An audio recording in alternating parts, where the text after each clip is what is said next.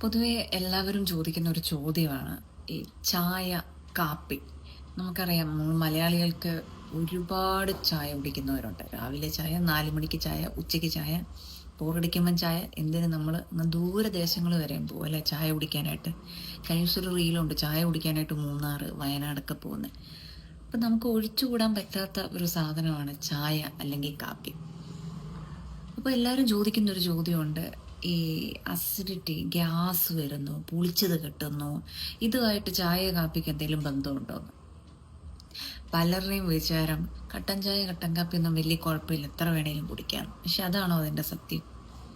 ഈ ചായയിൽ കുറച്ച് എന്തൊക്കെയാണോ ഉള്ളത് നമുക്കൊന്ന് ചെറുതായിട്ട് മനസ്സിലാക്കാം. ഓക്കെ, ചായയിൽ കഫീനുണ്ട്. കഫീൻ പക്ഷേ കാപ്പിനേക്കാളും വളരെ കുറവാണ്. ഒരു 2 മുതൽ 4% കഫീനുള്ളൂ.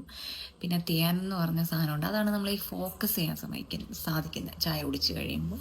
പിന്നെ പോളിഫിനോൾസ് എന്ന് പറഞ്ഞ ആൻറ്റി ഓക്സിഡൻസ് ഉണ്ട്, അത് നമ്മളെ ഹെൽത്തി ആയിട്ട് നിൽക്കാൻ സഹായിക്കുന്ന, ശരീരത്തിന് പൊട്ട സാധനങ്ങളൊക്കെ കളയാൻ ഉപയോഗിക്കുന്ന, ഹെൽപ്പ് ചെയ്യുന്ന സാധനങ്ങളാണ് ആൻറ്റി ഓക്സിഡൻസ്. പിന്നെ ചായയിൽ ടാനിക് ആസിഡ് ഉണ്ട്.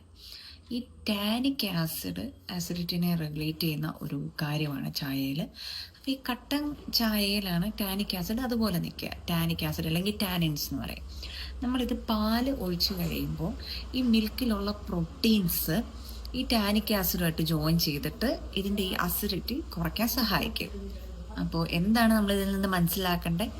കട്ടൻ ചായ അല്ലെങ്കിൽ കട്ടൻ കാപ്പി കുടിക്കുന്നതിനേക്കാളും നമ്മുടെ അസിഡിറ്റി ഉണ്ട്, ഈ പുളിച്ചത് കിട്ടുന്ന പ്രശ്നങ്ങളുണ്ടെങ്കിൽ നമ്മൾ എന്താ ചെയ്യേണ്ടത്? പാല് മിക്സ് ചെയ്തിട്ട് കുടിക്കുക. അതായത് പാൽ ചായ, പാൽ കാപ്പി കൂടുതൽ കുടിക്കുക. എന്ന് വെച്ചിട്ട് കൂടുതലല്ല, സാധാരണ നിങ്ങൾ കട്ടൻ കാപ്പിയും കട്ടൻ ചായയാണ് കുടിക്കുന്നതെങ്കിൽ അതിന് പകരം പാൽ കാപ്പിയോ പാൽ ചായയോ കുടിക്കുക. പിന്നെ ഒരുപാട് ചായ കുടിക്കാതിരിക്കുക, അസമയത്ത് ചായ കുടിക്കാതിരിക്കുക.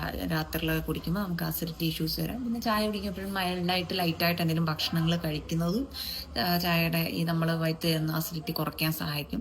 പിന്നെ കഴിവതും ദിവസവും 2-3 ചായയിലൊക്കെ ഒതുക്കാൻ ശ്രമിക്കുക.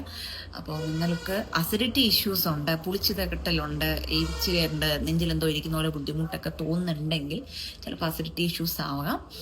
അപ്പം അങ്ങനെ ഉണ്ടെങ്കിൽ ചായയും കാപ്പിയും ഒരുപാട് കുടിക്കുന്ന ആളാണെങ്കിൽ അത് ശ്രദ്ധിക്കുമല്ലോ. Okay, thank you.